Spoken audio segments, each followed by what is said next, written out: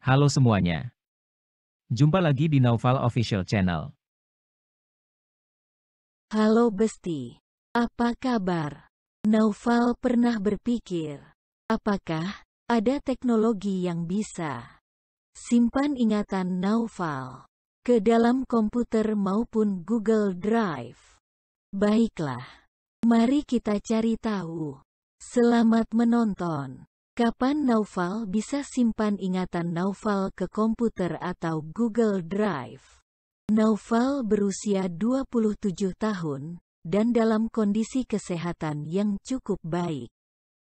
Mungkinkah Naufal akan hidup cukup lama untuk memasukkan pikiran Naufal ke dalam komputer atau Google Drive?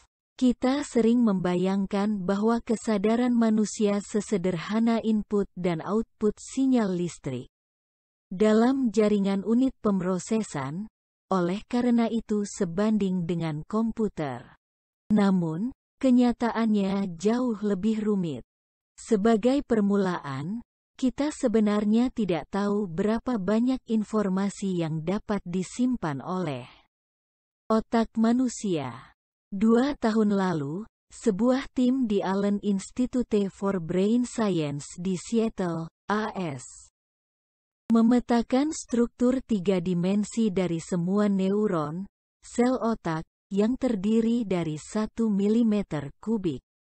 Otak tikus, sebuah pencapaian yang dianggap luar biasa. Artikel ini adalah bagian dari pertanyaan besar kehidupan. Serial The Conversation, diterbitkan bersama dengan BBC Future, berupaya menjawab pertanyaan-pertanyaan pembaca kami yang mengganggu tentang kehidupan, cinta, kematian, dan alam semesta.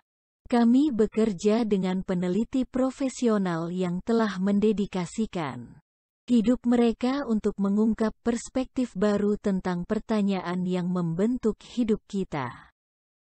Di dalam kubus jaringan otak yang sangat kecil ini, seukuran sebutir pasir, para peneliti menghitung lebih dari 100.000 neuron dan lebih dari 1 miliar koneksi di antara mereka.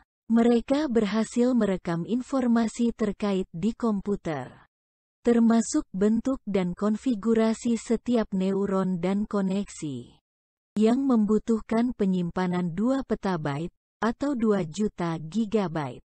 Dan untuk melakukannya, mikroskop otomatis mereka harus mengumpulkan 100 menyerupai mode operasi otak.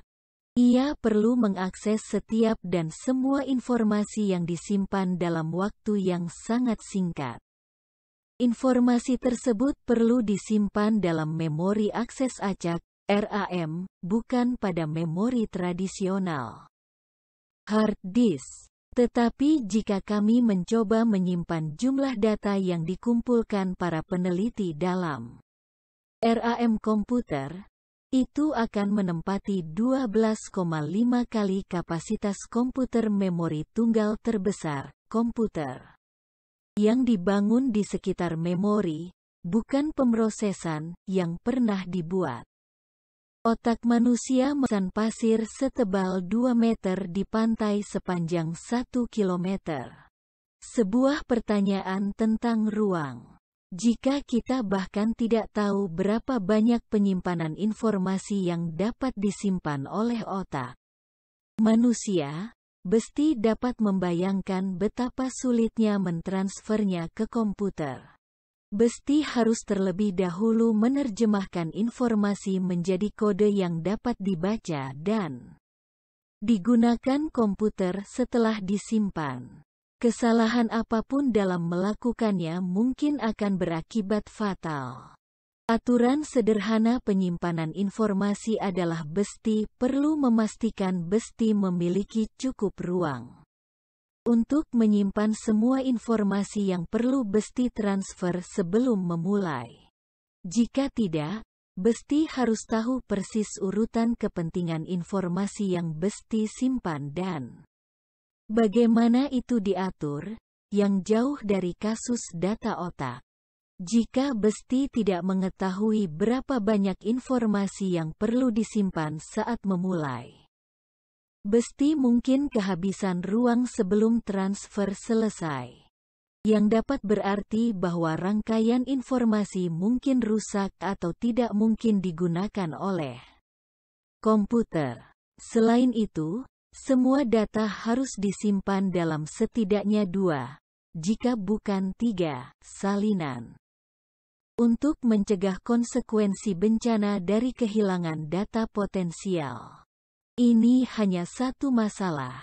Jika Besti memperhatikan ketika Naufal menggambarkan pencapaian luar biasa dari para peneliti yang berhasil menyimpan sepenuhnya struktur 3 dimensi dari jaringan neuron dalam otak tikus yang sangat kecil. Besti akan tahu bahwa ini dilakukan dari 25.000 irisan jaringan, sangat tipis. Teknik yang sama harus diterapkan pada otak Besti. Karena hanya informasi yang sangat kasar yang dapat diambil dari pindaian otak. Informasi di otak disimpan dalam setiap detail struktur fisik koneksi antar neuron. Ukuran dan bentuknya, serta jumlah dan lokasi koneksi di antara mereka. Tetapi apakah Besti akan menyetujui otak Besti diiris dengan cara itu? Bahkan jika setuju bahwa kami mengiris otak Besti menjadi irisan yang sangat tipis. Sangat kecil kemungkinannya volume penuh otak Besti dapat dipotong dengan presisi yang cukup. Dan dipasang kembali dengan benar. Otak manusia memiliki volume sekitar 1,26 juta milimeter kubik.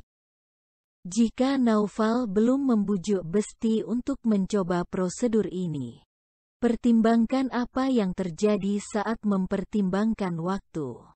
Masalah waktu. Setelah kita mati, otak kita dengan cepat mengalami perubahan besar yang bersifat kimiawi dan struktural. Ketika neuron mati, mereka segera kehilangan kemampuan untuk berkomunikasi. Dan sifat struktural dan fungsionalnya dengan cepat dimodifikasi.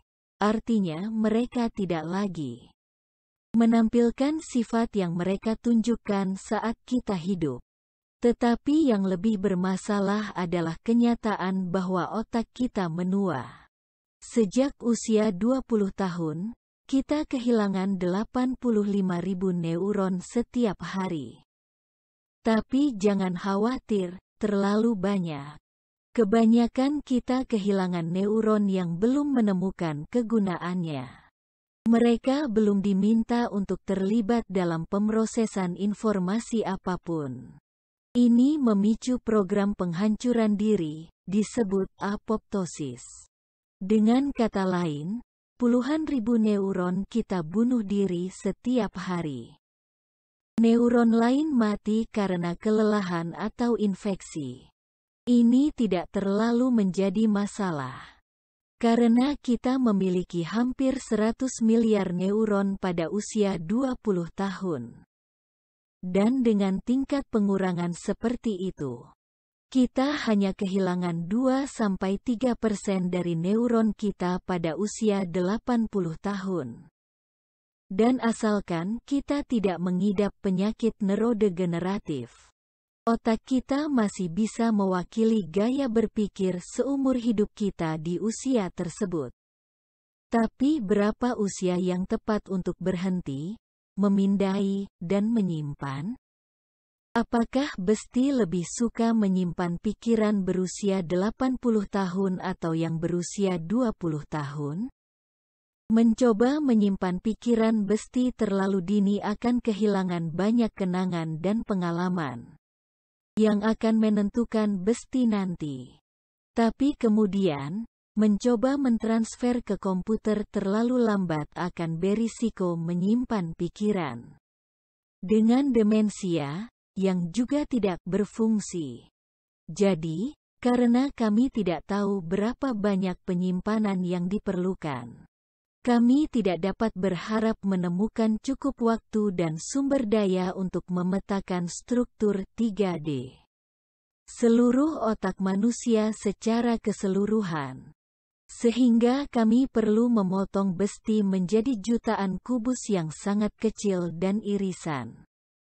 Dan pada dasarnya tidak mungkin untuk memutuskan kapan akan melakukan transfer.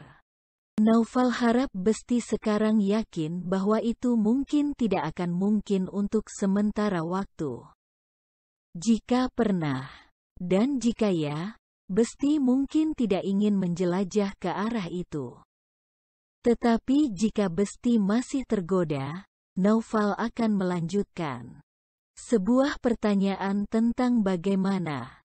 Mungkin masalah terbesar yang kita miliki adalah meskipun kita dapat mewujudkan hal yang mustahil dan melompati banyak rintangan yang dibahas, kita masih tahu sedikit tentang mekanisme yang mendasarinya.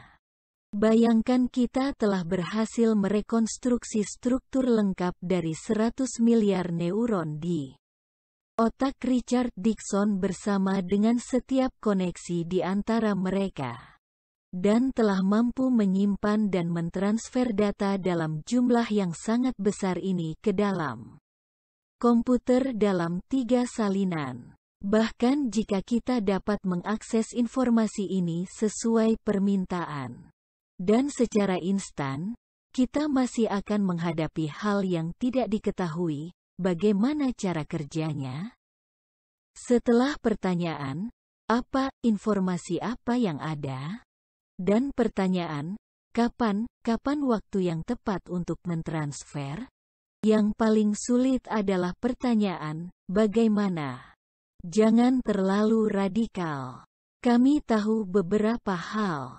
Kita tahu bahwa neuron berkomunikasi satu sama lain berdasarkan perubahan kelistrikan lokal yang berjalan ke ekstensi utama mereka, dendrit dan akson. Ini dapat ditransfer dari satu neuron ke neuron lain secara langsung atau melalui permukaan pertukaran yang disebut sinapsis. Di sinaps, sinyal listrik diubah menjadi sinyal kimia yang dapat mengaktifkan atau menonaktifkan neuron berikutnya. Tergantung pada jenis molekul, disebut neuromediator, yang terlibat. Kami memahami banyak prinsip yang mengatur transfer informasi semacam itu. Tetapi kami tidak dapat menguraikannya dengan melihat struktur neuron dan koneksinya. Untuk mengetahui jenis koneksi mana yang berlaku antara dua neuron, kita perlu menerapkan teknik molekuler dan tes genetik. Ini berarti memperbaiki kembali dan memotong jaringan menjadi irisan tipis. Ini juga sering melibatkan teknik sekarat, dan pemotongan harus sesuai dengan itu. Tapi ini belum tentu kompatibel dengan pemotongan yang dibutuhkan untuk merekonstruksi struktur 3 dimensi. Sekian, dan terima kasih banyak yang telah menonton. Semoga dapat menambah wawasan bagi para besti sekalian, dan salam teknologi. Jangan lupa untuk subscribe, like dan share videonya.